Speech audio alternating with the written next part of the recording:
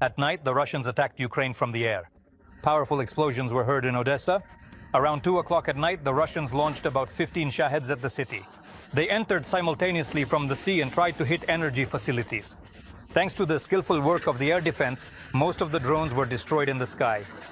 However, some drones managed to break through, and as a direct result of the explosions on the ground, one of the large warehouse buildings and a nearby parked truck caught fire. Fortunately, there were no casualties. Rescuers, together with National Guard members and volunteer brigades, quickly extinguished the fire.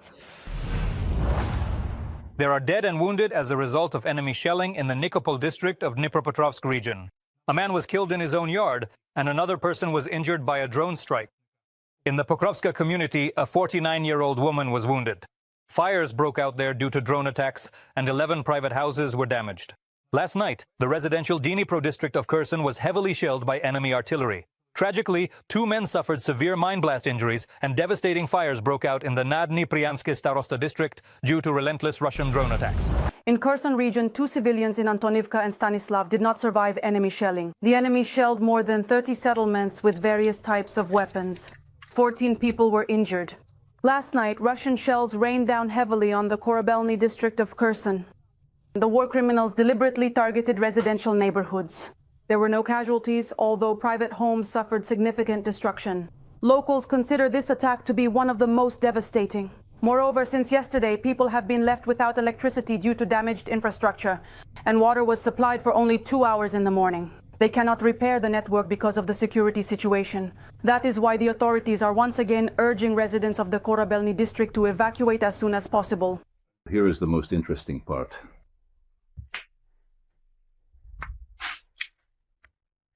And over there is another room where I used to sleep. Well, that's exactly where my bed is, under the rubble. And over there is my sofa. Anna Ploskariak. A man was killed in Khmelnytsky region due to a Russian attack. His identity is being established. He was at the enemy strike site per military administration.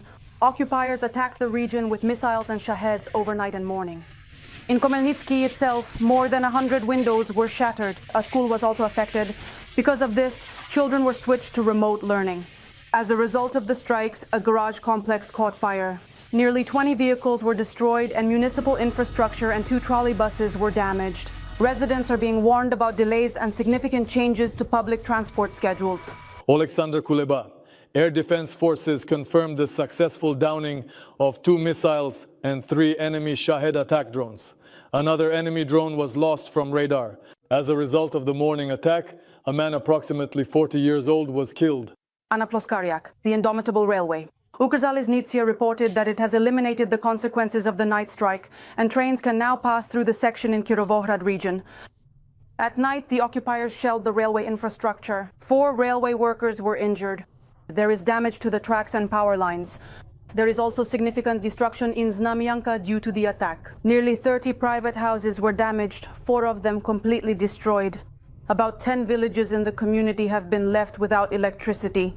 An invincibility point has been set up on the territory of the railway station where everyone can charge their devices. All services and volunteers are working at the sites of destruction. Alexander Savchuk, we provide essential emergency kits that are designed to help cover the immediate damage until comprehensive repairs can be effectively made, as well as crucial psychological support and vital legal assistance to all those significantly affected. Anna Ploskariak. Due to the overnight attack in Kalush, Carpathian, there is heavy smoke and an elevated level of formaldehyde in the air. Classes in schools and kindergartens in the city have been suspended. The Center for Disease Control and Prevention is warning residents not to go outside unless absolutely necessary and to keep windows tightly closed. A large-scale fire was extinguished in the city for several hours in a row. According to the regional military administration, the target of the Russians was an infrastructure facility. The enemy attacked it at night with missiles and Shaheds. And while the city was suffering from the attack, 2 children were born in the shelter of the local maternity hospital. A girl weighing 3 kilos 300 grams and a boy almost 3.5 kilos. Both deliveries went well for the babies and their mothers, according to the hospital. Anna Ploskariak. The enemy, using barrel artillery, killed 8 civilians in Kostyantynivka and wounded 6 more. The Russians shelled the city for an hour and a half straight. The occupiers targeted a residential neighborhood.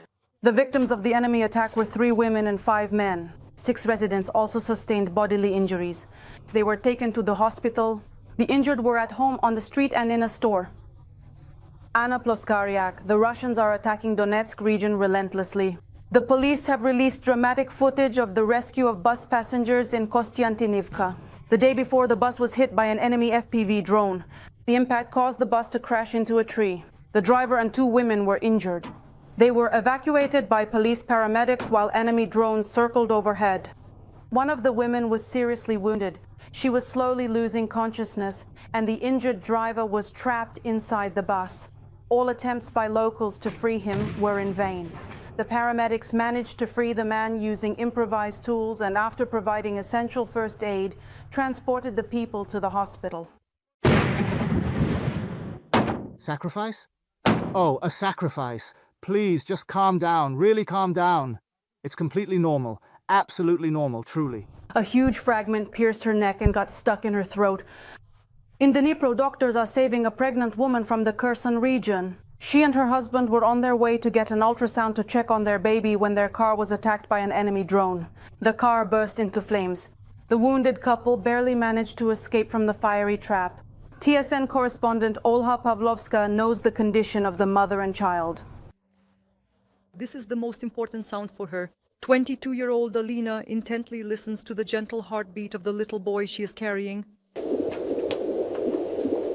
Just a few days ago, she admits she was saying goodbye to her own life and to her child. At that moment, I thought it was all over. This enormous shard with very sharp edges flew right through her neck and became stuck in her throat, causing immense pain.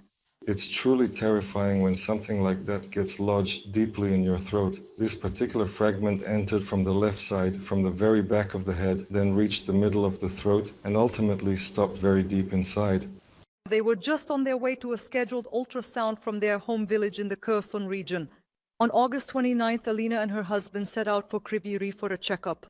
Suddenly, they were attacked by an enemy drone on the highway. I saw shattered glass directly in front of me, and everything behind us was already engulfed in flames. And what truly scared me the most was that hot, viscous blood started pouring out profusely, and my hair began to fall out in large, alarming clumps. They were shouting at me with desperate urgency, "Save yourself, get out." She pressed her bleeding wounds with her bag until some kind civilians passing by stopped to help them. We stopped them, and there was a large pickup truck. People were piled on top of each other. They were shaking uncontrollably too. They were crying and trembling visibly. Well, they drove us to the nearest hospital. The wounded man was left under the care of doctors in Kryvyi Rih, but Alina, with a life-threatening injury, was urgently transported to Dnipro. As soon as the pregnant woman's condition was stabilized, they began a complex surgery. We were most concerned that the airways might be affected. We tried to prevent severe swelling so that the patient could breathe freely. At the same time, another team of doctors closely monitored the baby's condition. There was a risk to the child. First of all, it was a combat injury. There was blood loss, and the mother was frightened. But now the crisis has passed. The baby boy is developing quite truly very well indeed. At first, I really couldn't feel him at all. But then, especially just yesterday, he was having a full-on, incredibly energetic disco in there. They've been together for 7 years, having met in their home village in Kherson region. After the full-scale invasion, they escaped from occupation and dreamed of having their first child. This is only saved on the phone, because everything else burned in that very same car. She looks at the baby's ultrasound photo and knows she will name Alexander. Olga Pavlovska, Alexander Polish, Dnipro, TSN, 1+1.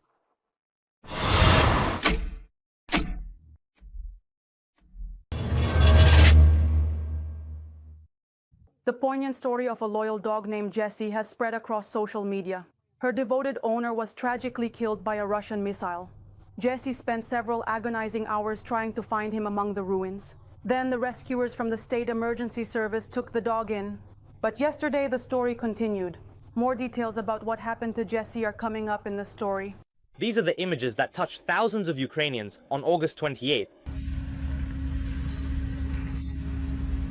Her name is Jessie, and she patiently waited for her beloved owner near the heavily destroyed building in Kyiv, Ukraine. That night, 25 people died in the capital.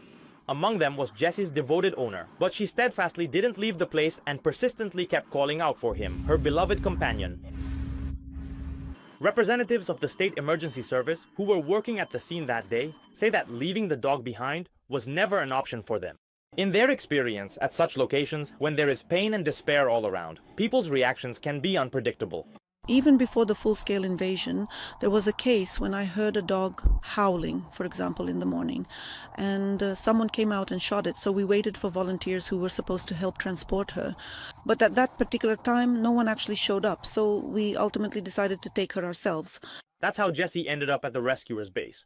There was very little information about her, only that her owner was a security guard at a parking lot that ended up at the epicenter of the explosion. But thanks to the publicity on social media and the touching video posted by the State Emergency Service workers, the family was found. Unfortunately, the son of the deceased individual wrote to us on Facebook. We immediately got in touch with him and promptly arranged when we would hand over Jessie. This is Roman. He is the son of the deceased. He says that when he saw the dog in the video, he immediately recognized her and really wanted to take her home. He came for her the day after his father's funeral. He found her when she was a tiny puppy. She was just out on the street. She was chewing on some kind of bag. She was still very little. At first she lived with us for a couple of years, I guess, and then, well, when she grew up a bit more, my father took her to his spacious parking lot. It was much more expansive there, so she could really run around freely. Before the meeting, the rescuers are openly nervous. They say the dog has been through a lot of stress and might not recognize the person she lived with when she was little. We were mostly worried about the dog's reaction. Why? Because when we took her in on Friday evening, our dog handlers thoroughly examined her and said she was completely shell-shocked. Her paw is injured, and we don't really know how this, well, has truly and actually affected the dog. Roman came to pick up Jessie, accompanied by his beloved daughter Diana, and they had absolutely no doubt that she would instantly recognize them. Sweetie, please, come here, such a tiny little one, you truly are indeed. But the rescuers are being cautious and don't let Roman into the enclosure right away. Jessie, however, shows that all the worries were unnecessary. She knows. We had no doubts that she would recognize us because when Diana and I used to visit Grandpa, Jessie would see us from afar and run to us. Hugs and kisses. She immediately snuggles up to Roman, and then she begins to truly start complaining about absolutely all of the things that she had to go through. Oh. Roman admits that right now she truly needs help from veterinarians and comprehensive rehabilitation. But the most important thing is that Jessie has a family again. I truly believe that after the passing of my dear father, I am now the sole remaining close individual in our family. And naturally, Diana is also my beloved daughter, a very important part of my life. Therefore, I am of the opinion that at this moment, she should, well, be able to find a sense of peace and calm within herself. Yes, sweetheart. Yevgeny Hladun, Yevhen Litvinenko, TSN 1+1.